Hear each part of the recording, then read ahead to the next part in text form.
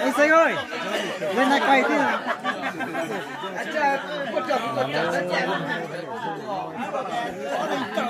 con nhẹ tua chỉ ở tiếng mắt tuần đang tua này là chua mình được chỉ nên sẽ chua chọn nhẹ lên nó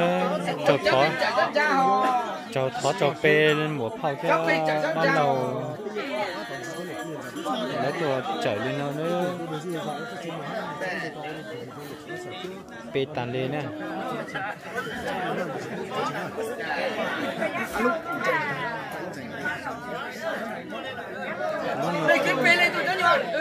thu rong kẹo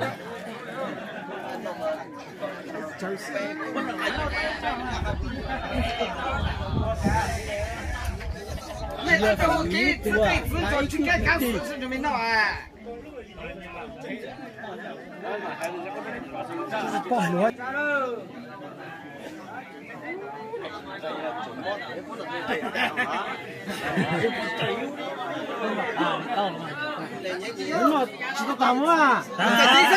Mày chăm chạy chế với nào ý mà. Bây giờ cái tay nó nó xuống rồi. Bây giờ nó mày giữ lên à, chỉ lên à. Cháu quá. Đây cái số chỉ to là tay khó chở hậu tới giờ. Nó chính lịch sử đấy. Nó chủ cua.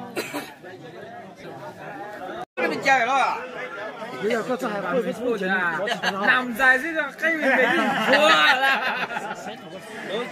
Chơi tao xí đấy. Nó chết tao.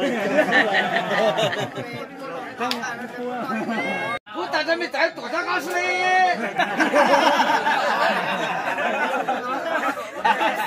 Có xí đấy à?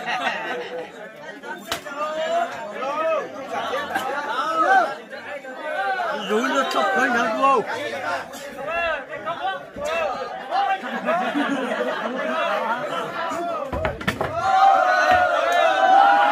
Trông trẻ.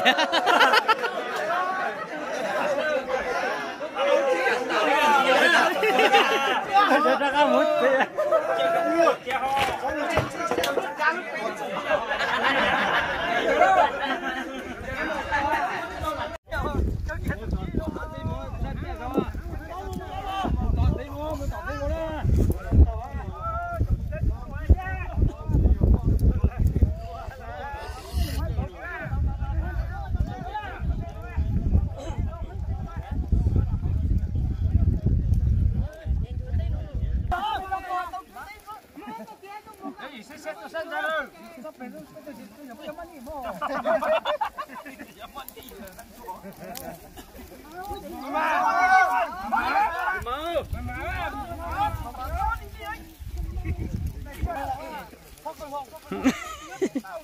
chả phun nó sắp tới chả phun nó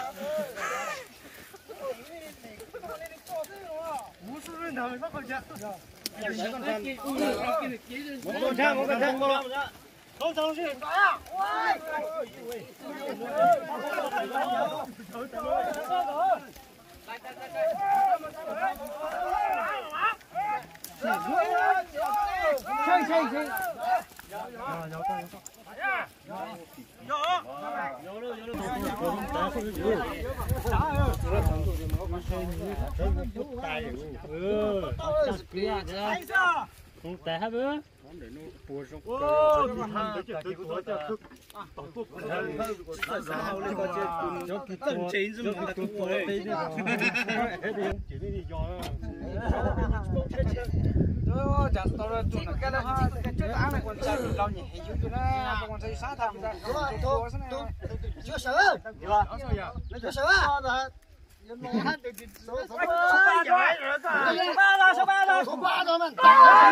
cá chứ rồi